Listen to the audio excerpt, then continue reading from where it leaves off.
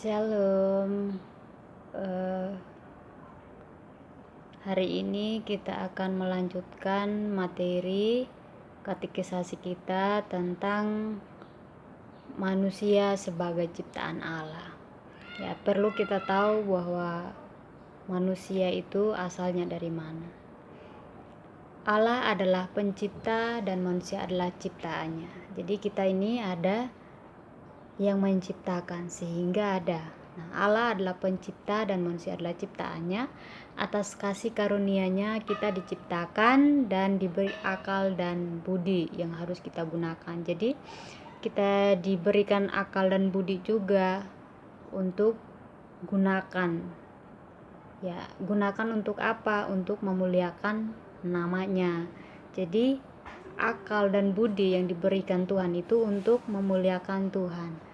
Nah, firman Tuhan berkata, baiklah kita menjadikan manusia menurut gambar dan rupa kita, supaya berkuasa atas ikan-ikan di laut dan burung-burung di udara, dan atas ternak dan atas seluruh bumi, dan atas segala binatang melata yang merayap di bumi. Nah, Kejadian 1 ayat 27, maka Allah menciptakan manusia itu menurut gambarnya. Di Kejadian 1 ayat 28 Allah memberkati mereka, lalu Allah berfirman kepada mereka, beranak cuculah dan bertambah banyak, penuhilah bumi dan taklukkanlah itu. Berkuasalah atas ikan-ikan di laut dan burung-burung di udara dan atas segala binatang yang merayap di bumi. Kejadian 1 ayat 29. Nah, berfirmanlah Allah, lihatlah aku memberikan kepadamu segala tumbuh-tumbuhan yang berbiji di seluruh bumi dan segala pohon-pohon yang buahnya berbiji, itulah akan menjadi makananmu. Dan jadilah demikian. Kejadian 1 ayat 31, maka Allah melihat segala yang dijadikannya itu sungguh amat baik. Jadi Allah menciptakan manusia dengan Dia memberikan juga akal dan budi untuk kita gunakan, untuk manusia gunakan. Tujuannya akal dan budi diberikan itu kepada manusia adalah untuk memuliakan nama Tuhan. Nah, manusia diciptakan dari gambar dan rupa Allah. Kata gambar itu bukan seperti sama dengan wajahnya sama, hidungnya sama, mulutnya sama. Tidak seperti itu, tetapi memiliki sifat atau memiliki perbuatan seperti Allah, maksudnya memelihara dan melakukan hal-hal yang baik seperti itu, yang seperti Allah lakukan. Jadi di situ juga Allah memberikan kuasa kepada manusia untuk menguasai ciptaannya, burung-burung di udara, seperti ikan-ikan di laut, dan sebagainya macam. Nah, setelah Allah menciptakan manusia, maka Allah menyediakan apa yang dibutuhkan oleh manusia.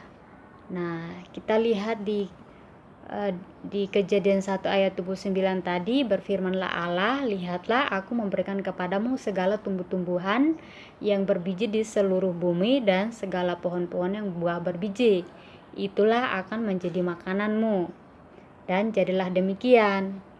Jadi kenapa kita makan buah-buahan, segala yang ada yang diciptakan Tuhan di bumi, itu Allah sudah sediakan apa yang dibutuhkan oleh manusia. Jadi Allah menciptakan manusia itu menyediakan juga apa yang diperlukan. Nah, Kejadian 1 ayat 31, maka Allah melihat segala yang dijadikan itu sungguh amat baik. Jadi apa yang Tuhan ciptakan itu semuanya itu sangat baik, sangat baik. Tidak ada yang buruk ya. Nah, kenapa sekarang kelihatannya yang terjadi adalah seperti merusak? Nah, itu karena ulah manusia. Sesungguhnya Allah memberikan akal dan budi kepada manusia untuk melakukan hal yang baik.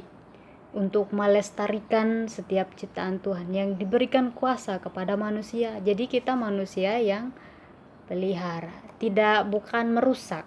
Nah, untuk apa itu? Untuk memuliakan Tuhan.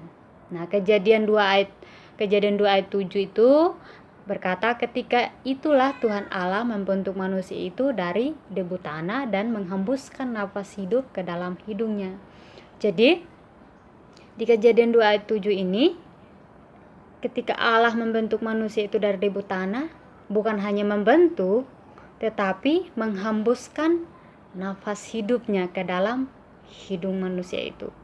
Jadi kalau ketika Allah membentuk manusia dari debu tanah, kalau tidak dihembuskan nafasnya Allah, maka itu hanya sebagai patung, tidak hidup. Jadi sangat penting. Jadi kalau penciptaan dari hari pertama sampai hari kelima, Allah berkata berfirmanlah.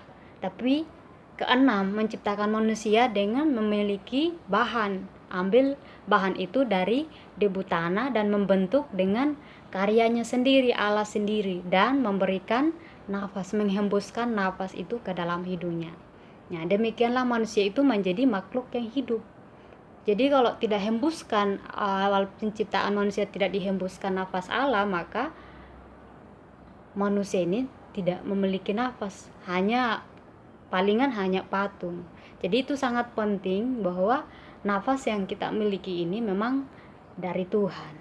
Nah, Kejadian 2 ayat 8 selanjutnya, Tuhan Allah membuat taman di Eden. Di sebelah timur, disitulah tempatnya manusia yang dibentuknya itu. Jadi pada waktu itu kita tahu bersama bahwa manusia pertama ditempatkan di Taman Eden. Setelah diciptakan manusia, dibentuk dan diberikan nafas, disediakan juga tempat yang nyaman, tempat yang baik. Kata taman itu adalah indah, jadi disediakan tempat yang indah, seperti itu. Oke. Jadi kesimpulannya bahwa kita manusia ini ada bukan karena langsung ada saja, tapi ada yang menciptakan kita, ada yang memberikan nafasnya. Jadi asalnya hidup kita ini berasal dari Allah. Oke.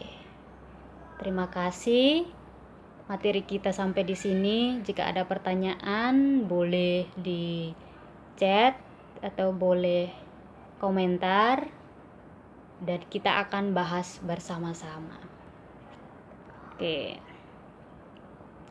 Terima kasih, Tuhan Yesus memberkati. Semoga materi ini sangat bermanfaat buat kita semua dan kita mengerti bahwa hidup ini, nafas yang kita miliki adalah berasal dari Allah, dan Allah memberikan akal dan budi kepada manusia supaya kita gunakan untuk memuliakan nama Tuhan, bukan untuk berbuat sembarangan